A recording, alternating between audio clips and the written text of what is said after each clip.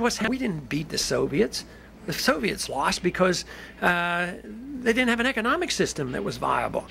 And ours isn't much better right now. We're not the authoritarians that the Soviets were, but we keep working on it, you know, all the time, you know, undermining our protections in the court. But this is could be a big event, but let's hope we can stop it before we have the cataclysmic economic event. One more. Thank you, Dr. Paul. I'm Jamal Barzinji with the International Institute of Islamic Thought. As an individual and as an institution victims of the Great Patriot Act, what do we realistically expect that the next Congress would look at the Patriot Act and reform it?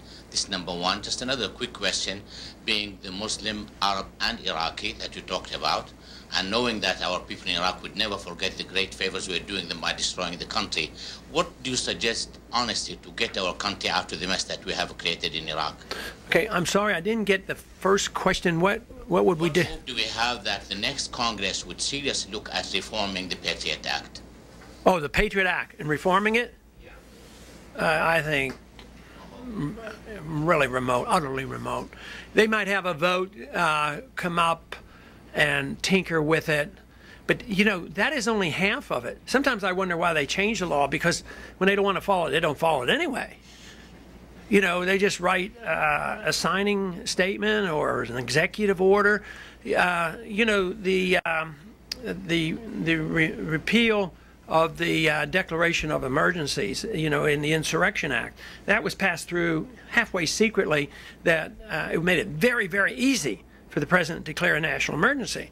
Well, rather quietly, they changed it again and sort of reversed that to a degree. But I think it was a non-event. Because, you know, I think there's so many other excuses. I mean, how many times you hear the president say, you know, I don't have to go to the Congress, you know, to get permission. I have permission under such and such statute. I'm the commander-in-chief. I'm the decider. I can do this tomorrow. And, you know, there was something on television last night, once again, refreshing our memories about, I think Baker was on. It was a history program.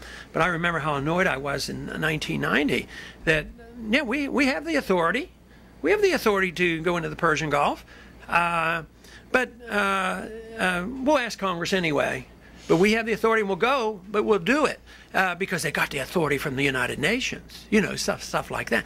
So sometimes even if you have a few people over there and it gets changed, it's, you know, I think all government boils down to the character of the people that are in office. You know, it's good to have a constitution. It's good to try to hold them to it. But if the individuals have no character, then there's not much hope. People ask about how do you get rid of the influence of the special interests. Well, if we had only men of character and women of character, just ignore the pressures of the special interest. They say, well, we need to pass laws against lobbyists coming to Washington. I said, well, that's not going to do it. But ultimately, if you don't want influence by powerful special interests, whether it's foreign policy or domestic, is you have to make the government completely different. The government should be there, but for one reason: to protect liberty and not to run our lives, run the economy, or police the world.